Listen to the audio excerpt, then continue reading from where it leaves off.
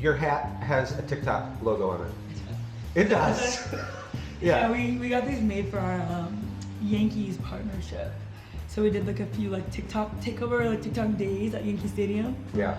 In which we like had athletes and creators come, and we had like one of our like small medium businesses throw out the first pitch. Like really fun series of games we did 3 or 4 times while I was there.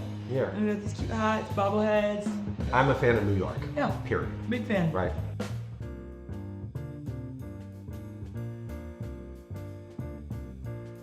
I referred to this place one time as Sirlene's.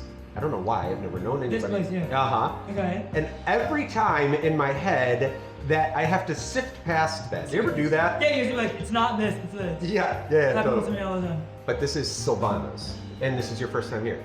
First time ever. This is my first time here too, I cheers! don't think I've like noticed it, honestly. Like, I've been in this corner all the time, but I've never got to stop. So thanks for bringing me to a new spot. This place downstairs, super live. Downstairs is open every single night until 4 a.m. That's crazy. It gets rowdy over here. The other night they brought in a ska band, a jazz band, a punk band, and then a DJ.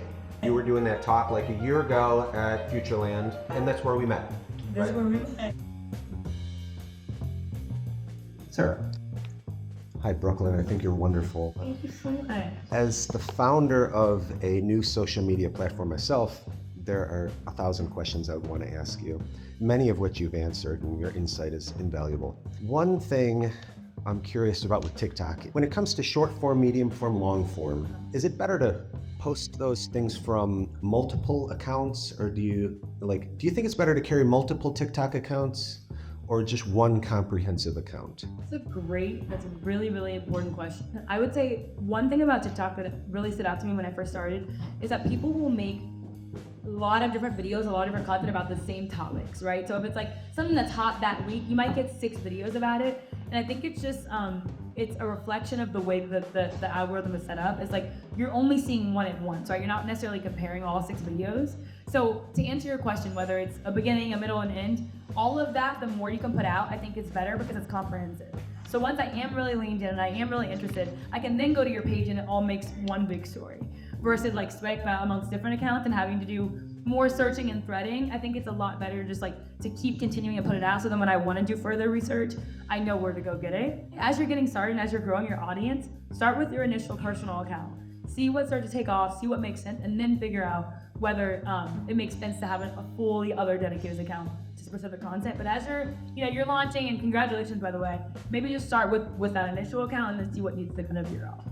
It seems like TikTok got branded early on as the 6-second video platform that everybody's moving really fast through, and where YouTube, on the other hand, would be longer form. And now both are kind of trying to change their tune. Absolutely. YouTube Shorts. To engage the audiences that they're not yet doing. Exactly, yeah. Obviously, Yeah. our push is to, and it works a lot whether you're educating or you're talking about how you started your social media company or where you got the funding to do that. People want to hear those stories so that they can feel like they're empowered to do it too. And that content can easily take you over 60 seconds, So just thinking about, is this something that people really want to hear me elaborate about, or just something that I can quickly get out? I think there's a space for each of them, but evaluating what makes the most sense per topic. Thank you. Nice meeting you. Thank you. At that time, you were working for TikTok. So TikTok, I was in North American Sports. Yep, athlete partnerships for North America.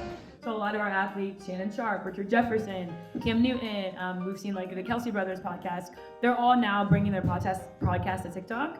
And so For like a little over a year, really, really enjoyed it. Had some very, very dope experiences. Yeah. Also very demanding, kind of being like the go-to kind of liaison at the companies for a large subset of athletes and creators. So there was always something that needed to be done, or something that I needed to solve, or some fire that I needed to put out. But like kind of a dream role, like a job description I would have written for myself. So. And you made the decision to step away for the time being. I did. Right, so you got your feet wet, you kind of fell in love with the whole ecosystem. Yeah. It was satisfying for you, all the challenges. Yeah, I think like I've been very fortunate to kind of figure out the industry that I want to be in pretty early on in my career. Yeah. And that is kind of like sports and entertainment. And because of that, I've been able to like try a bunch of different things within the industry.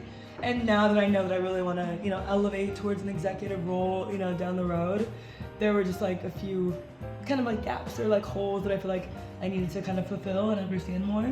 And the MBA at Columbia is helping me do just that.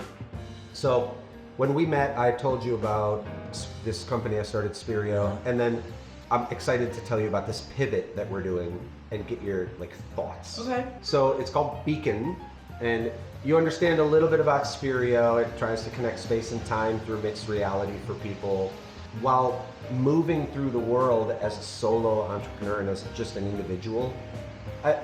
I see a lot of other people by themselves, and I always want to talk to them, learn a little bit about their life, and every time I do, I find out extremely interesting things. Everybody has a story worth telling. Yeah. But it's very, very difficult, I find, get over social anxieties. People move through the world, especially in the city, in their headphones, in their phones. Yep. It's hard. And Blocking out. Yep. and rightfully so. I imagine somebody like you would get approached fairly often if you're just kind of sitting around twiddling your thumbs. Coming from Ohio, like I'm just like used to like smiling and waving, and like New Yorkers don't do that. So I think people like see me as like, oh, like she looks like happy, you know, and like she looks pleasant, which I am, which I'm happy about. But like that's not like the general like theme here. I feel you, because I want to hug people all the time, and that doesn't. Don't hug me while you're- No. I always get Absolutely met with a hand in my chest. Here. So here's what Beacon does, and what it's going to do. We all have these phones, and we have the technology to be able to cast out a signal within a particular radius of our existence. If you are in the mood not to drink your hot chocolate alone in that moment, you can just turn on your beacon. It'll say who you are, what you do, what your dreams are, what your pursuits are, what your goals are, and then when somebody else picks up on the signal in your place, they have no idea that it's you. It's completely anonymous. You can make a decision to connect. If that connection is accepted, right, then you go into a second level of permissions, where you would then decide to meet each other, at which point you would See who they are. Yes, The big reveal. here you are. You're a woman and you're young. You could just as easily be a 70-year-old man from Israel. You meet once the beacon goes off, or you arrange a date later? No, it's meant to happen in real time. Oh wow. I go to a lot of conferences and networking events, and I'm in rooms with dozens and hundreds and or thousands of people, right? And I know that we're all there for similar reasons with similar interests. But in order to align those interests perfectly, it can be very complicated. I want to cut through the shit and stop wasting time. Like when you go to a concert, you're all there for a similar reason. You like this artist, right? So you have that in common. But what else do you have in common with these people? And how can you break away from the people you might be with? Maybe these aren't the people you are meant to be hanging out with. Like oftentimes your social circles and your friends are just simply a matter of circumstance, right? So you turn on your beacon at the concert, and potentially you'll find people. Not potentially, definitely. You Yeah. during the concert. Yeah, AI will examine the people around you that are also looking for more out of their life and offer you a more efficient connection and conversation points filled with icebreakers and everything. We would incorporate AR technology. You can follow a little AR pathway to meet the person. Once you're within 10 feet of the person, that's when you have a new opportunity to exchange all of your contact information without even completely touch-free. So you don't necessarily have to speak to the person. You can be close, exchange information, and go back to what you were doing. But the goal is to make them actually engage in conversation. This is why I wanted to talk to you about this, because that is a great question. Because at a concert, like, am I leaving my seat? You know what I mean? Like in the middle of whoever artist that I paid however much for. There's not Good really point. an intermission, you know? Maybe. Pre-concert. Yeah, that's it. Post-concert. Yeah, post-concert. You know when you have those coincidental encounters and meetings, like, oh my God, I can't believe I just met you. We have so much in common. I'd like to manufacture that. And it's like a friendship app, not like a dating app. It can be whatever you want. It's even less than that. Just a connection point. Totally. More professional. Not even. Just Very, very simple. Yep. Okay. Yeah. Okay. I like it. All right, so you had a year's worth of experience watching athletes and helping them manage their TikTok accounts and stuff. What did you learn? I think one of the biggest takeaways is that even like there's something to be learned by everybody, right? And I think everyone's looking for their UVP, their unique value proposition. And I think athletes in particular are trying to find what that is outside of, you know, the field or off the court, you know? And I think TikTok has really mobilized and normalized people really like stepping out of their comfort zone, like in a very confident way. And so I think it was really unique with these athletes who we all know of, you know, household names, who thrive in their, you know, in their respective sport, who want to find another way of like something that you would never even know they were interested in or they knew about, to also be, you know, unique and appealing to the world. So to me, I just, you know, thought it was so cool that I could teach, you know, Russell Wilson's team something. Although I feel like he's so impressive and, you know, so I guess organized and ambitious and such a family man. Like the fact that he was still looking to be even more optimal and more competitive, you know, on our platform. So I really enjoyed it. This is so naive, but are any players managing their own accounts? A lot. Really? I mean, you've got a lot of players who do have like social media teams and they have like agencies they work with, but you've got some players who absolutely love editing their own content or come up with all of their own content campaigns and ideas. Do they run it through a filter before posts? Some do, and some don't have that at all, and some are just Really? posting every day. Wow. Yeah, one of the more like rookie NFL players I was working with, like he must post 6-7 times a day. Yeah. Every time I scroll my For You, I see him. And he grew up with it. I mean, he's probably younger. just as Yeah, good he's 22. Right. Yeah. Yeah. So yeah, there are players who are doing it themselves and who want to. And they don't want the filter. They want it to be themselves. You know. So did you get any insight outside of sports, high-profile people management? I'm shooting content every single day about the life of a tech founder. How do you break in? What's a good strategy to break into that whole TikTok scene? Do I want to engage with artist management, find a rep, get PR, or do I just want to start posting all the time and let the algorithm do its thing? Yeah, let the algorithm do its thing. It's Really? changing every single day in real time. There's no way to calculate or be able to kind of forecast what's going to perform and what isn't. I feel like the man on the street, really like organic content, does best on TikTok. People want to see that you're not trying, that you didn't script something out, that you're just like being you and you're having a very real interaction. And so I think kind of letting it do its thing and letting it perform for itself is the right way to go. That's music to my ears. You're doing it. You're doing it. I love it. Thank you. Of course.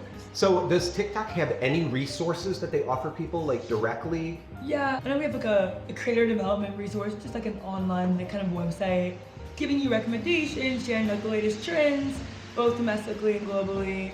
You know, we have like our general support resources, but for the most part, like we want people to kind of tap into their own personal creativity without being like influenced. If TikTok sees a lot of traction from a user, do they then proactively reach out to that person and say, hey, we love what you're doing great. It Like, depends. yeah, that's what I'm It's so curious. rare, right? We identify incredible trends or incredible storylines, you know, and we want to support and work with those people. You know, obviously TikTok is trying to break further into long form content. But I don't know if you remember the F Did I Marry? Do you remember that series? Vaguely. A woman that like went so viral for like a 50-part series about her, I guess, ex-husband and what they went through. And every single video she posted, 50 of them, were like 8 minutes or longer. And everybody tuned into every single session. So in that case, she's someone that one of our creative managers would make outreach to and want to work with. But this is very few and far between. Yeah. For the most part, we have like our set, you know, amounts, and they change. But like, you know, our kind of emerging creators, our more established creators, and our like celebrity level creators. That's so insightful. Thank you. You're so welcome. Yeah, I love that. When I first saw you, I just absolutely fell in love with you. I think you're Thank you. I think you're brilliant and beautiful, and I can't wait to keep an eye on what you do Aw, next. thanks. Yes, you're like an inspiration. Same for you. I'd love to be a founder one day. So I love kind of, you know, learning things from one another and being able to connect in all these different things. Cheers to changing. Cheers to our hot chocolate and mocha. Yeah. Cool. That's great.